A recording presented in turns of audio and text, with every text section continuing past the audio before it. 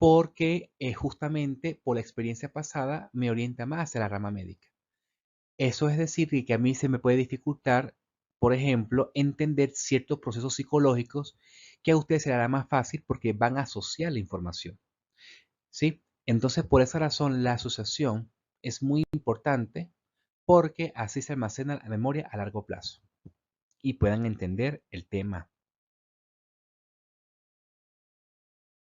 Otras de las maneras por el cual se almacena la información, ¿sí?, mediante códigos a nivel cerebral como memoria a largo plazo es la motivación.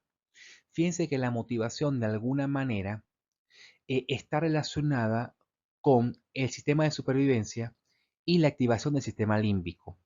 Y que esa activación, mediante las vías subcorticales, ¿sí?, llega la información a la corteza prefrontal, por ejemplo, ¿sí? Puede ser ventromedial, que está asociada a la motivación interna. Pero aquí se muestra una serie de fotos, ¿sí? Y le muestran esta serie de fotos a personas que tienen saciedad y que tienen hambre, ¿ok? Sensación de hambre.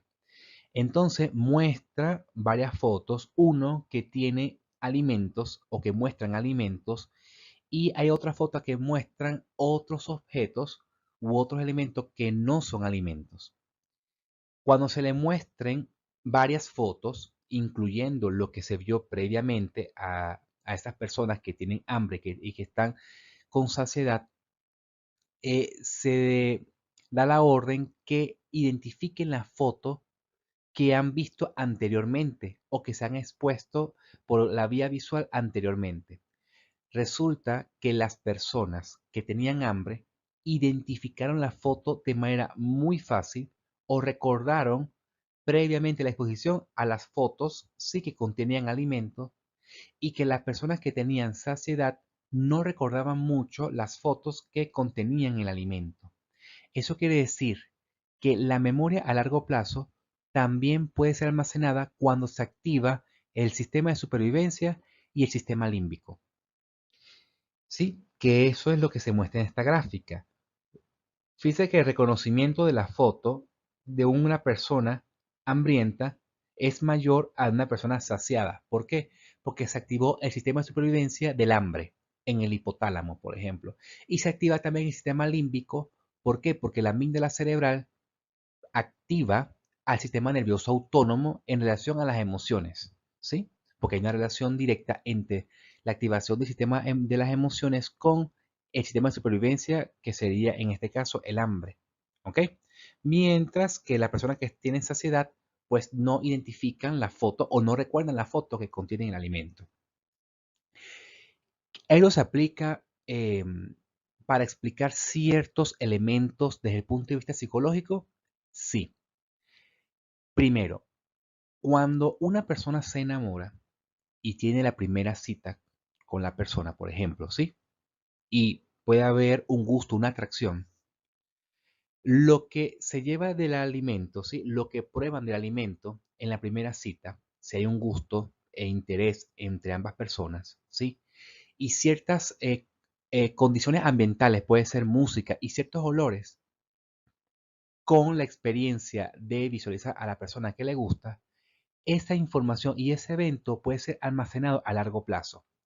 Y pasa el tiempo, los meses y los años, y puede ser de que la persona recuerda a su amado o su amada la canción que colocaron de fondo, el olor que se percibió en ese momento, ¿sí?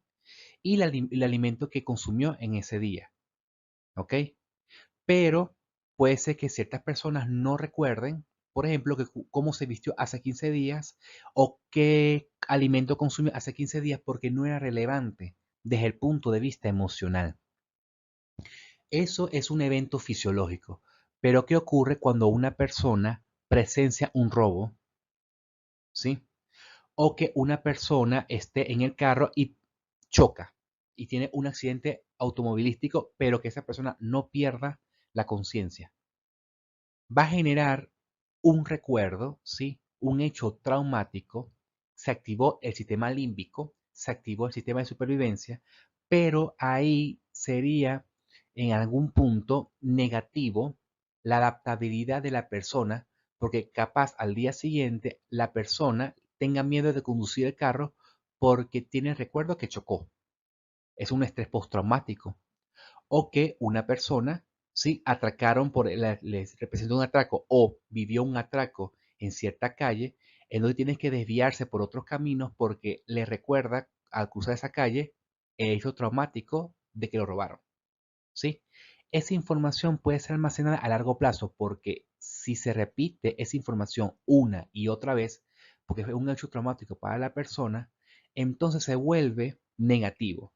Entonces esa información no permite a la persona adaptarse adecuadamente al ambiente y eso genera problema y eso genera un trastorno que debe ser manejado desde el punto de vista psicológico, ¿sí? Hacer conciencia de algo, ¿sí? Que adquirió ese miedo, esa fobia, ¿ok? De alguna manera o algún punto. Entonces, el sistema emocional es muy importante para almacenar la memoria a largo plazo, ¿sí? Emocional, activación del sistema límbico y supervivencia a través de la activación del diencéfalo. Ahora vamos a hablar acerca del aprendizaje condicionado. Hay que tomar en cuenta varias cosas. Uno, la memoria almacenada a largo plazo por repetición y asociación por lo general es un tipo de memoria explícita a largo plazo. Mientras que cuando está asociada con sistemas de supervivencia y emociones, como en la diapositiva pasada, entonces quiere decir que es un tipo de memoria implícita. ¿Por qué? Porque se activa el sistema de las emociones y de supervivencia, ¿sí? Este tipo de memoria, que es el aprendizaje condicionado, también participa la memoria implícita porque se activa, en este caso, el sistema nervioso autónomo y se activa también el sistema límbico, ¿ok? Cuando describimos en la clase pasada de Neurociencias 1 acerca de las emociones, hemos descrito, sí, el aprendizaje condicionado del experimento de Pavlov, ¿sí? Cómo hace, por ejemplo, el estímulo condicionado de un estímulo neutro cuando en la misma línea temporal que ese estímulo neutro esté presente, existe un estímulo en el cual se estimula un órgano de los sentidos, puede ser por la vía visual o la vía auditiva, y que estos activen como respuesta, por ejemplo, activación del sistema nervioso autónomo. La salivación es la activación del sistema parasimpático y el sistema parasimpático aumenta, sí, o propicia mecanismos fisiológicos para la alimentación. ¿Sí? Masticar, salivar, tragar, ¿sí? Liberar ácido en el estómago y el peristaltismo, ¿sí? Este caso, fíjense que aquí se colocó la campana como estímulo neutro, ¿sí? Por vía visual, este es el estímulo, ¿ok? Que el perro o el animal ve y genera la salivación. Entonces pasaría cuando el estímulo es repetitivo, ¿ok? Y el estímulo neutro esté presente, entonces el sonido de la campana pasaría de un estímulo neutro a un estímulo condicionado, ¿ok?